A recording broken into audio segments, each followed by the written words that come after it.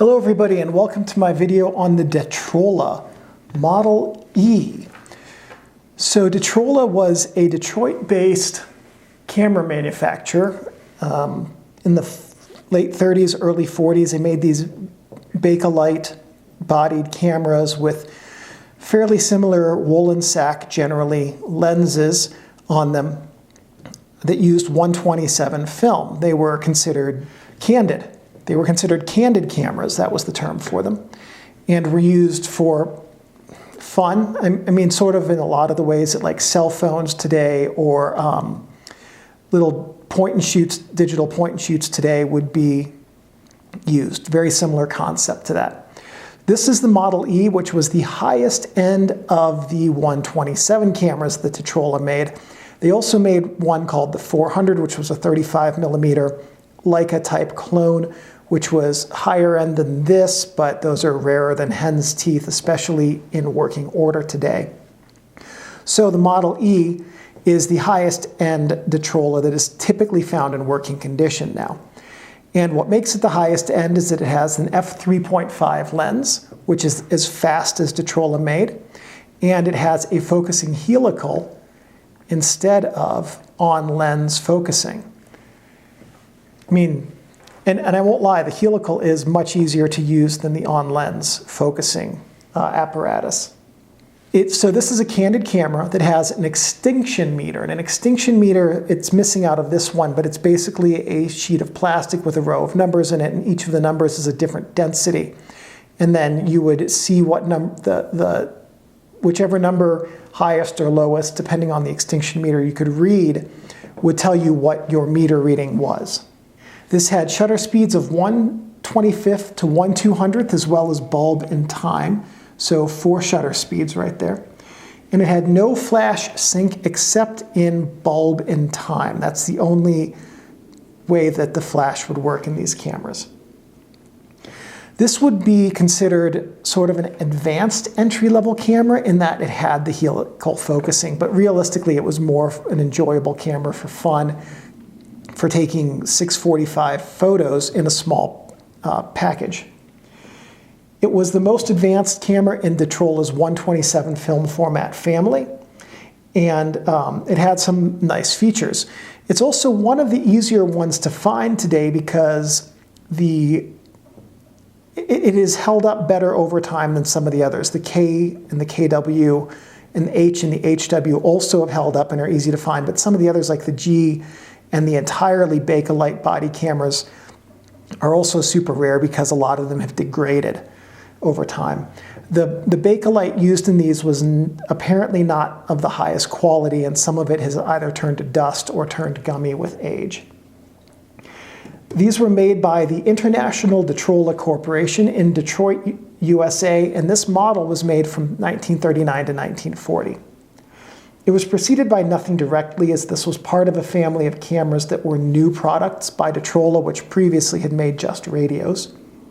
And it was concurrent with the A, B, D, G, GW, H, HWK, KW, and 400 Detrola cameras. Basically, the entire lineup was made for the same amount of time, with the 400 coming in a little bit later, and the different models coming out over those times.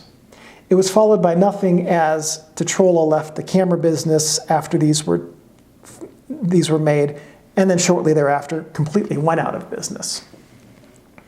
So if you have a Detrola Model E, or actually most any other type of Detrola, they're fairly similar from one to the other. Let's take a look at the different features. Starting on the top, we'll start with the strap lugs, which are right here on the side. I would not really recommend using them because they are Bakelite, and putting split rings through here could very easily cause these to break off. Here we have the film advance knob. This is, I guess, maybe a rewind knob. I don't think it actually rewinds. Let's find out. Yeah, this won't rewind because it doesn't have anything with which to engage the film. There we go. You can see that a little bit better. This is just to hold the film in place. On the front, we have the lens here. The lens, this is the shutter mechanism. This is your aperture lever right here. your shutter speed selecting lever right here, your shutter firing arm right here, and the shutter automatically rearms itself after each fire. This is your cable release socket. There is no flash sync, you can see here, which is why flash only works in bulb and time.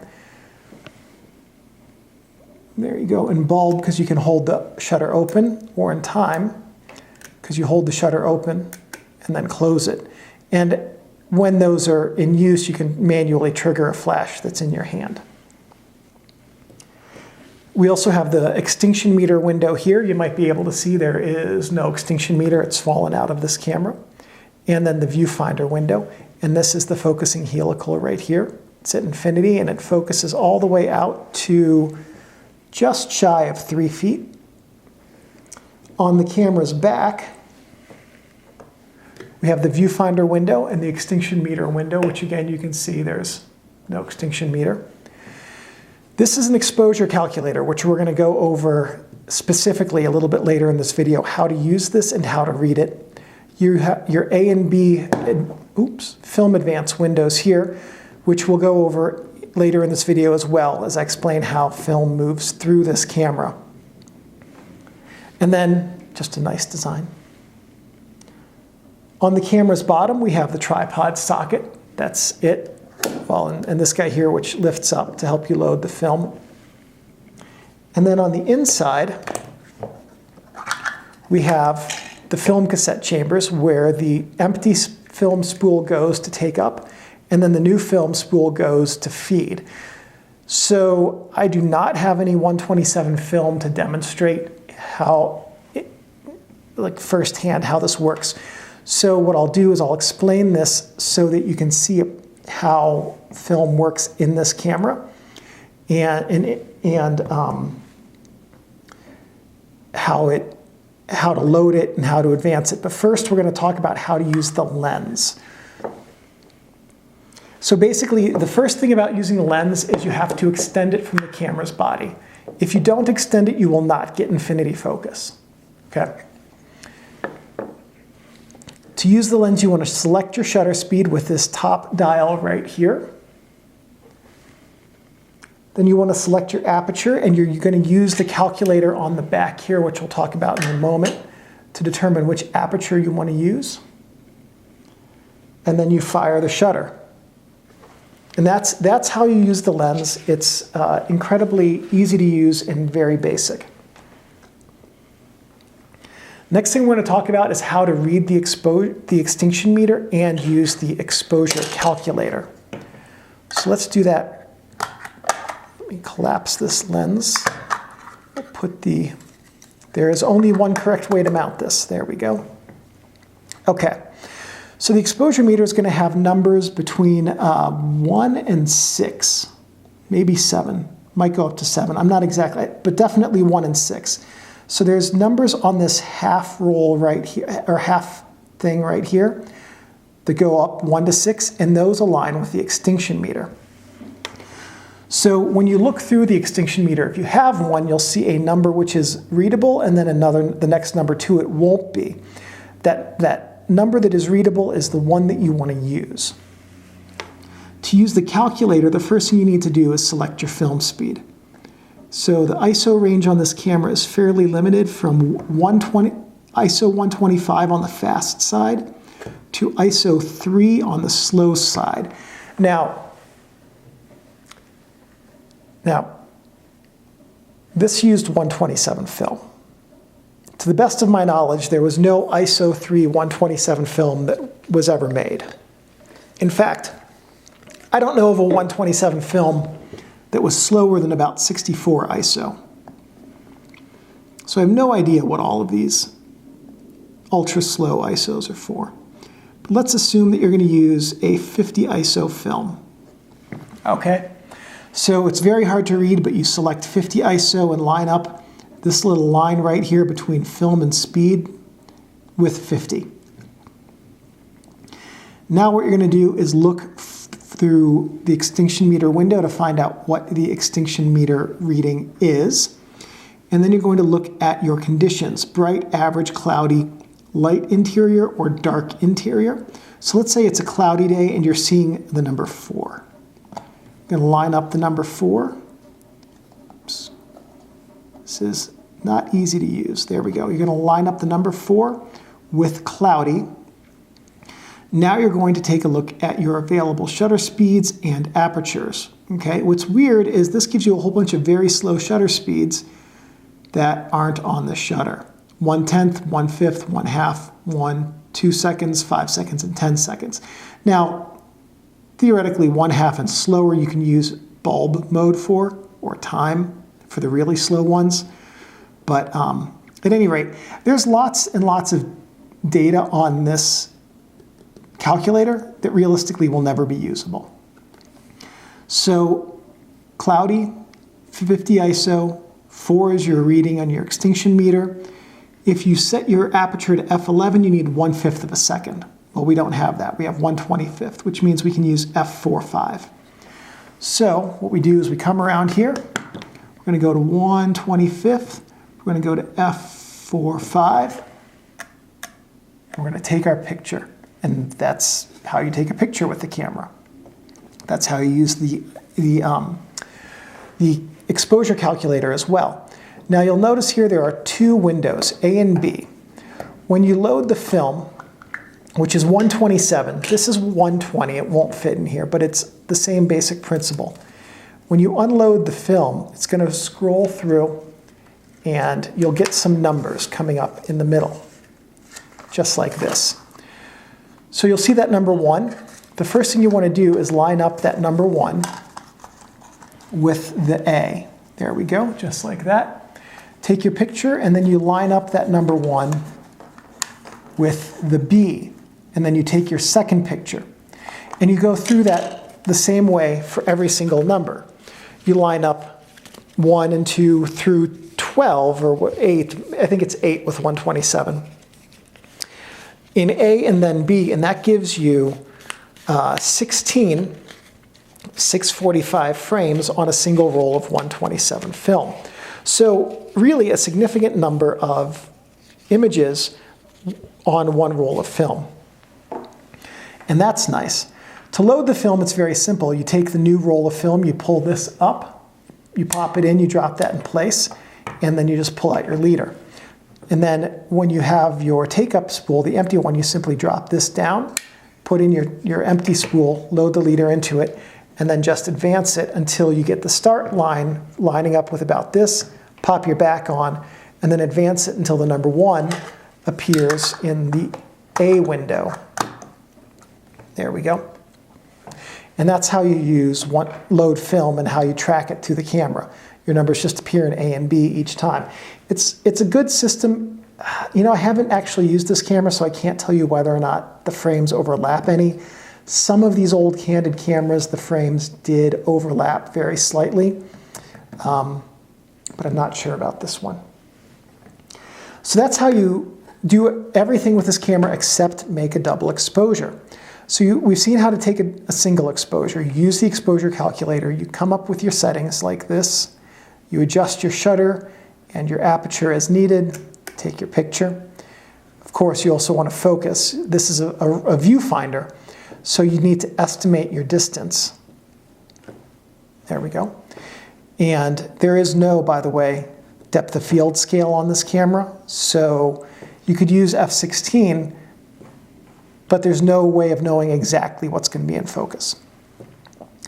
At any rate, to do a double exposure, it's very simple. All you have to do is cut the amount of light reaching your film plane in half, because if the same amount of light as a single exposure reaches your film plane twice, what's going to happen is that you'll have a dense and thick negative that will scan poorly with digital artifacts, and that will take a long time to print in the darkroom and will have low contrast. So if your calculator tells you you need f5.6 and 1/100th, that's great for a single exposure, and then you advance. But if you want to do a double exposure, you either need to go to 1/200th of a second, because these are fractions, that's half as fast, which is half as much light, or go to f8, not both. Take your first picture, take your second picture.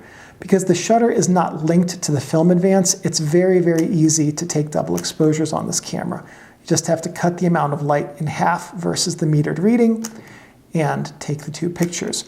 If you leave this to sit for a few hours, right, and it's afternoon and 1/200th is your first exposure shutter speed, now you come back to it and actually, your second exposure shutter speed needs to be 2 seconds. There you go. That is, you can do that too. You don't have to take two images in the double exposure at the exact same time. Some notes on the Detrola Model E. This was the top-end Detrola 127 camera. The K was the second best. The two differentiated only in that the helical is present on the E and the K had lens element focusing. Every other Detrola model that had focusing, which not all of them did, some of them were focus-free, but this is the only model from Detrola that has helical focusing. There are relatively few Detrola cameras in general because they were only around for a year or two, about 80 years ago as of this video's recording. So it will take time and patience if you want to collect these to find all of them, or realistically any of them that are in a condition that's usable. There are rarer Detrolas than this, namely the 400 in working condition would be the holy grail for not just Detrola collectors, but American-made camera collectors. The 400 uses an M38 mount, which I believe is the same one used by Argus, Perfex, and Cardon, but don't quote me on that because I don't have any of those cameras. This is just research based on looking at specs and information about those other models.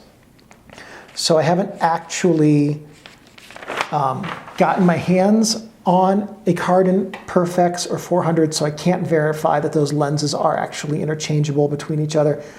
But they do apparently have the same thread diameter and pitch. Doesn't mean they have the same flange focal distance. The 400 cannot use M39 lenses like Leica's.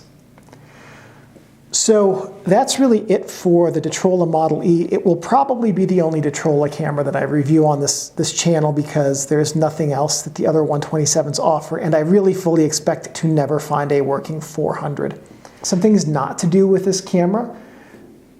Basically, don't let it sit in your car. The heat will warp the Bakelite, the cold will warp the Bakelite, and that will ruin your camera.